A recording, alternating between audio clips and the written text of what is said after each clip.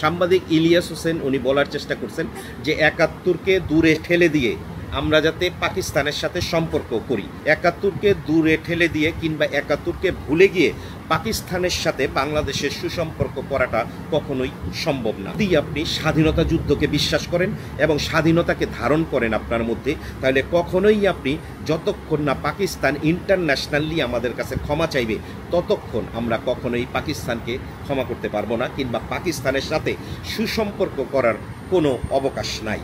কারণ হচ্ছে স্বাধীনতা যুদ্ধে পাকিস্তানের হানাদার বাহিনী আমাদের সাথে যেই অত্যাচার অন্যায় করছে সেটা ভুলে যাওয়ার মতো না, এবং সেটা আগামী প্রজন্মকে প্রতিটা মানুষ জানাতে হবে। বই পুস্তকের মাধ্যমে, স্কুলের মাধ্যমে, যেভাবেই হোক পাকিস্তানকে ক্ষমা করা যাবে না যতক্ষণ না পাকিস্তান ইন্টারন্যাশনালি আমাদের কাছে ক্ষমা চাইবে। এখন পাকিস্তানকে আমরা পছন্দ করি তাই বলে পাকিস্তানের অপরাধ আমরা ভুলে যাব সেটা কখনোই সম্ভব না। ভারতকে কোনো প্রকারে আমরা যেমন অপছন্দ করি, আবার তেমনি কোনো না কোনো প্রকারে ভারতকে বাংলাদেশিরা পছন্দও করে। সাংবাদিক ইলিয়াস হোসেন উনি খুব সুন্দর কথা বলেন।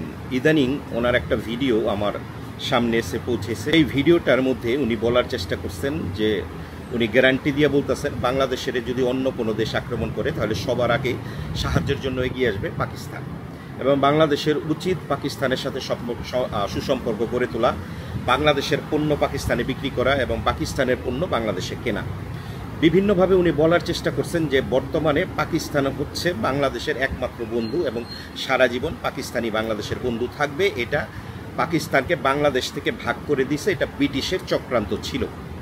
এখন কথা হচ্ছে ওনার কথা সব কিছুই আমার কাছে ভালো লাগে, মাঝে মধ্যে দুই একটা কথা খারাপ লাগতেই পারে, এটা স্বাভাবিক। কারণ আমি যেই কথাগুলি বলি, আপনারা যারা আমার ফলোয়ার আছেন, আমার প্রতিটা কথাই যে আপনার কাছে ভালো লাগতে হবে এমন কোনো কথা নাই।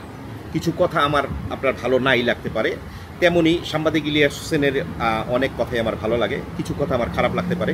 সেই বিষয়টাই আমি আপনাদেরকে জানাতে চাই। সেটা হচ্ছে, দেখেন, সাংবাদিক ইলিয়াস হোসেন একজন ভারত বিদ্বেষী। উনি ভারতকে কোনো প্রকারেই পছন্দ করেন না, এবং উনি যে একা তা না, ওনাদের একটা টিম আছে, যেমন নাকি দাদা আছেন, সাথে কনক সরোয়ার আছেন, ওনারা তিনজনের একটা টিম।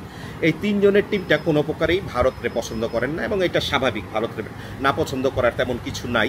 কারণ বাংলাদেশে 18 কোটি জনগণের মধ্যে আমার বোধহয় 15 কোটি মানুষ কোনো না কোনো প্রকারে ভারতকে পছন্দ করেন না। আবার 18 কোটি মানুষের মধ্যে 15 কোটি কিংবা তারও অধিক হইতে পারে অ্যাজ এ মুসলমান হিসাবে, আমরা মুসলিম, সেই হিসাবে পাকিস্তান একটা মুসলমান দেশ, তাদেরকে আমরা পছন্দ করি। এখানে সাংবাদিক ইলিয়াস হোসেনের একটা কথা আমার কাছে তেমন ভালো লাগে নাই। সেটা হচ্ছে উনি চাচ্ছে যে আমরা ৭১কে ধারণ না করে পাকিস্তানের সাথে সুসম্পর্ক গড়ে তুলি। এই জায়গাটা আমার কাছে পছন্দ না। আমি একজন বাংলাদেশি হিসাবে আমি চাই ৭১-এর স্বাধীনতা যুদ্ধে যতজন মানুষ শহীদ হয়েছে, মুক্তিযোদ্ধাদের যে অবদান ছিল ৭১-এর যুদ্ধে, পাকিস্তানের হানাদার বাহিনী আমাদের সাথে যে অত্যাচার করছে, আমাদের নারীদের যে ধর্ষণ করছে, সেটা আমাদের আগামী প্রজন্মের, আমাদের সন্তান নাতি আছে, তাদেরকে জানাতে হবে এবং তারা জানবে এই বিষয়টা। এটা আমরা কখনোই গোপন করব না তাদের কাছ থেকে। সাংবাদিক ইলিয়াস হোসেন উনি বলার চেষ্টা করছেন যে ৭১কে দূরে ঠেলে দিয়ে আমরা যাতে পাকিস্তানের সাথে সম্পর্ক করি। বিষয়টা এমন যে ৭১কে দূরে ঠেলে দিয়ে কিংবা ৭১কে ভুলে গিয়ে পাকিস্তানের সাথে বাংলাদেশের সুসম্পর্ক করাটা কখনোই সম্ভব না।